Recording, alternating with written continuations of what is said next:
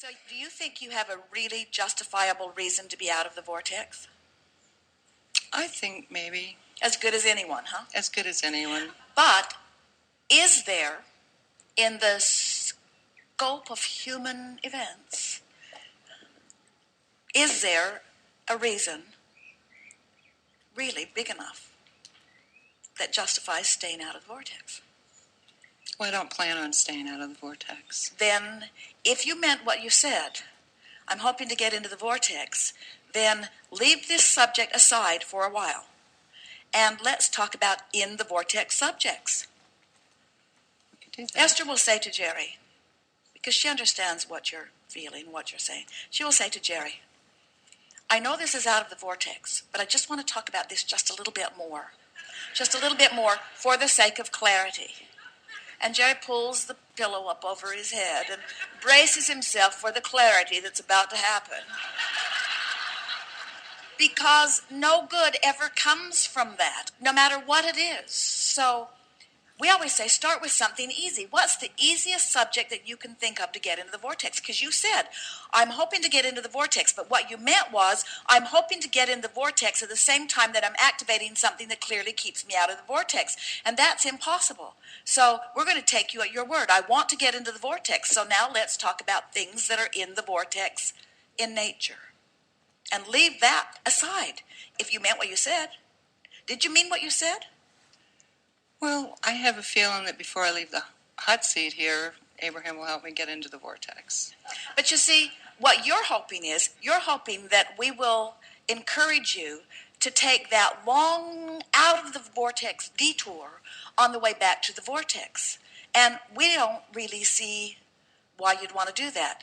The reason that we are giving you such a hard time is on the heels of something that we were talking about earlier, about facing reality and how much of that past is still pertinent to the now. And we know that things happen around you to those that you care about. We know that there are things that happen that it's hard for you to focus upon and be in the vortex. We just want you to never ever forget, as a result of this conversation that we are having, that we are not ever going to encourage you even for a second to try to understand something if, in understanding it, it holds you out of the vortex. Even for a second, even for a minute, even for an hour. It's not worth it. Well, I hope you can shed some clarity on some subjects here. We were utterly unconvincing. So if you want clarity, you got to get in the vortex. And to get into the vortex, you got to find a thought that feels happy to you, which means stay off that one and get on another one. Well, I only came with one subject in mind.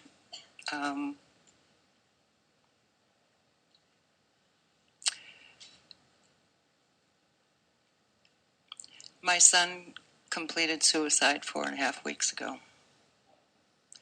And I think I'm doing pretty well.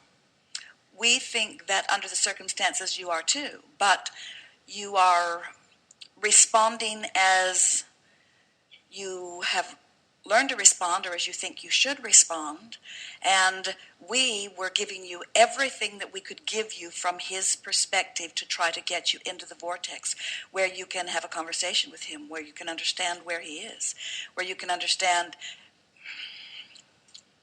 the exhilaration of release of resistance. That's what I was hoping to feel today. Well, sometimes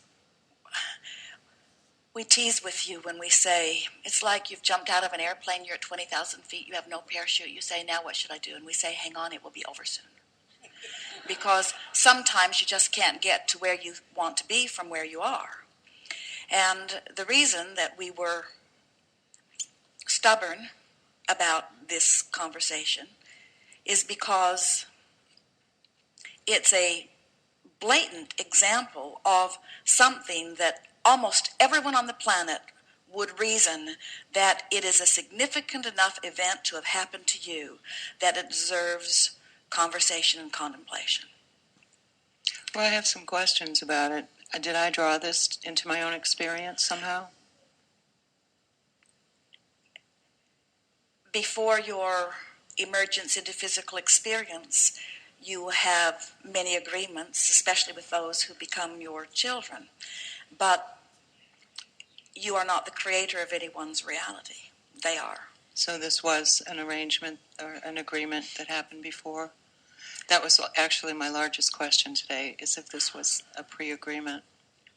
Not in the way that you are making it out to be. In other words, you did not say, let's go forth into the physical, and you, son of mine, will experience something traumatic and exaggerated and deliberately reemerge into non-physical for the purpose of me gaining clarity. Instead, it went more like this. We are non-physical energies. We're coming forth into the physical. The contrast will inspire each of us to new desires. Those new desires will reside for us in a vibrational escrow, and we can line up with them any time that we choose. And if we don't find a way to get into the vortex while we are physically focused, we will find our into the vortex once we release from this physical experience. And so, without exception, when someone makes a deliberate decision to reemerge into non-physical, it's because at very deep levels they can feel this alignment, this resonance with well-being and worthiness and love, and they can find no way of finding it in the way that they have been approaching it. And so they withdraw their attention from the physical consciousness and immediately reemerge back into the vortex.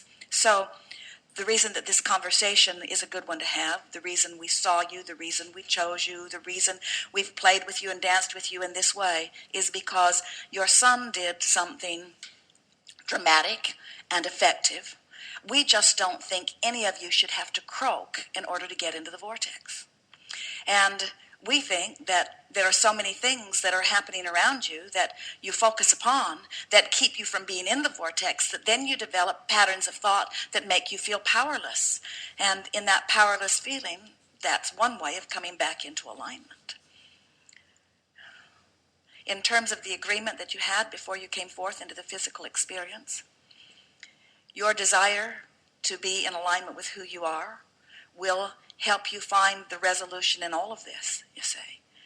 You have to be in the vortex, however, before you can hear anything that we're saying, before any of this makes any sense at all. In your conversation about what happened, a whole lot of people in this room left the vortex. In other words, in their contemplation of that, in their imagining of how they would feel, in their not understanding the rough treatment that Abraham's giving you under these tender times. In other words, if there was ever a time when people should wrap their arms around you and soothe you, it would be a time like this. However, there is no soothing that can ever take place outside the vortex. In other words, no soothing ever happens out there. You got to get in. So if we were standing in your physical shoes, the way we'd get into the vortex is by acknowledging what it is. In other words, do you understand that you are source energy before you come here, and that when you withdraw your consciousness from this physical experience, you will reemerge into all of this? Yes. So can you feel that what happened is your son came forth, lived a lot of contrast, put a whole lot of stuff in vibrational escrow, expanded enormously, almost more than anyone that you will ever know, so much so that he could not stand his own discord from that expansion, and then found a way of, in one fell swoop, reemerging into that pure positive energy. So can you imagine the exhilaration that he must be feeling now that he has released all resistance and has reemerged completely into the fullness of who he is? So now you have some options. You can see him as he is, or you can remember him as he was. So when you say, I have some issues or some things that I was wanting to find clarity about, the reason that we were toying with you so much is because all of the clarity is over here where he now is. Is it your fault that he reemerged into non-physical? Well, look at it this way. It is the eternal plan. So do you think it's your fault, or do you think it was the eternal plan? Oh, I think it was the eternal plan. So was it your fault that he found things in contrast that kept him from being a vibrational match to who he was? Or is it step one of the process of creation of that which he came forth to live? Is it your responsibility or anybody's responsibility to stand always inside the vortex and coax everyone else in? Certainly it feels good when you're doing that, but our friend asked earlier, what is my responsibility? And we said, your responsibility is your relationship with your vortex, period, you see.